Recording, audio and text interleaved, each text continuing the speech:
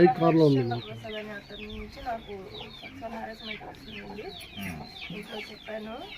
చెప్పంగా నా భర్త 3 times మంచితనంతోనే చెప్పాడు.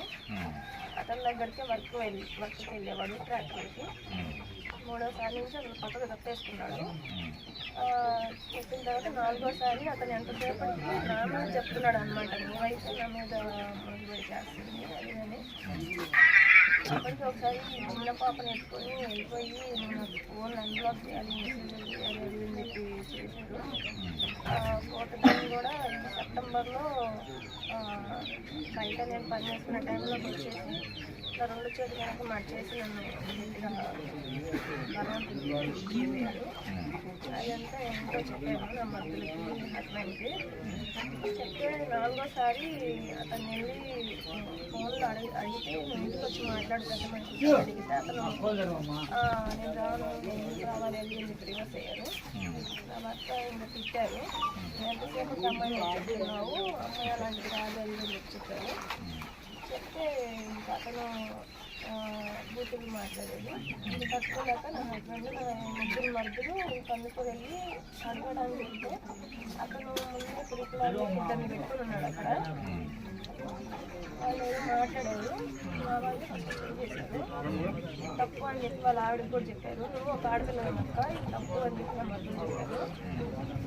అమ్మాయి కూడా నేను అంతకుముందు కాల్స్ అవన్నీ వస్తున్నప్పుడు ఇన్ఫామ్ చేశాను, నేనేం చేయలేను అన్నా అయింది అమ్మాయి. 2వసారి కూడా నేను నా భర్త కంపెనీకి వెళ్ళి అమ్మాయికి వాళ్ళు హస్బెండ్ చేసినట్టు వాళ్ళ హస్బెండ్ ముందే చెప్పాము.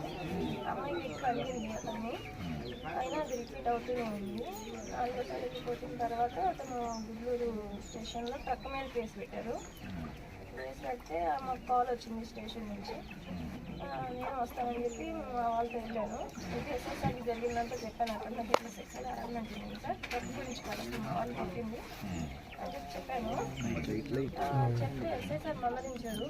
మేము ఎంక్వైరీ చేసినంత వరకు ఆ ట్రక్ లక్ష్మీనాయుడు అని తెలిసిందని చెప్పి చెప్పారు.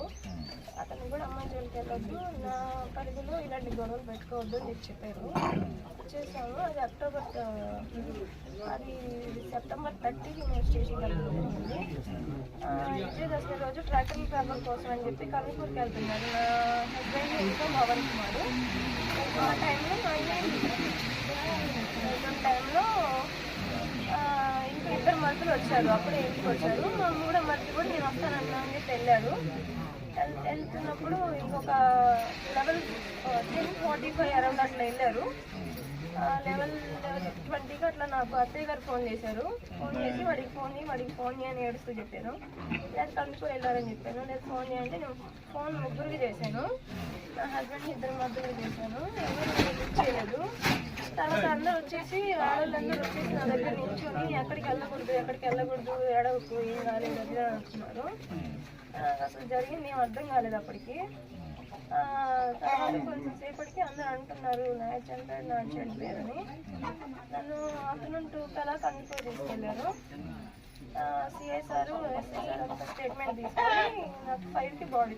నా మధ్య పవన్ కుమార్ హస్బెండ్ వాళ్ళ తమ్ముడు పవన్ కుమార్ చెప్పారంట, కారు అది వెళ్తుంటే కారు ర్యాష్గా వచ్చింది.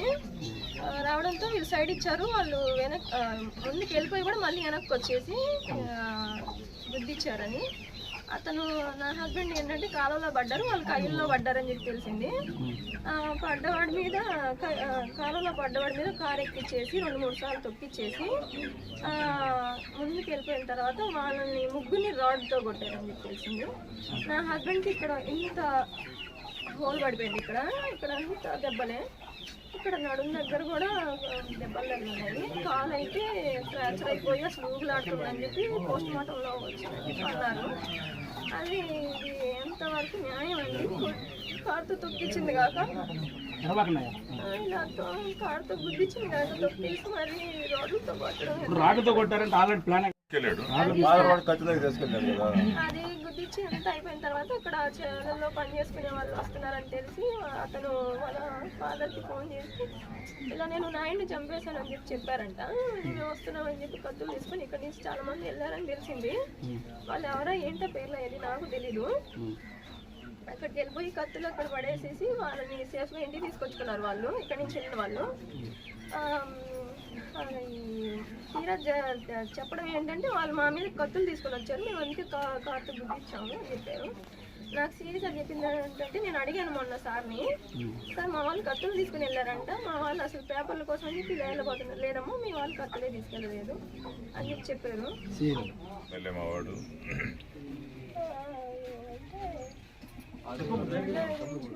ఒకసారి నేను అంటున్నాను కూడా అన్నప్పుడు అన్నారు, నన్ను ఎవరేం చేయలేరు, దగ్గర కూడా ఇంతకుముందు పోయొచ్చున్నాను అన్నారు. ఎవరు చేయలేరు, ఎవరేం చేయలేరు డబ్బులు 4 ఇళ్ళు ఉన్నాయి, వచ్చి నా కాలర్ పట్టుకోమని చూద్దాము. పట్టుకోగానే మా తమ్ముళ్ళంతా వచ్చి మీ 4 ఇళ్ళని ఏదైనా చేస్తారు, అదే నేను కేసు పెడతాను. నేను అన్నప్పుడు నన్ను ఎవరేం చేయలేరు, స్టేషన్ ఎస్ఐ నన్ను ఏం చేయలేరు, ఎమ్మెల్యే గారు నన్ను ఏం చేయలేరు అన్నారు.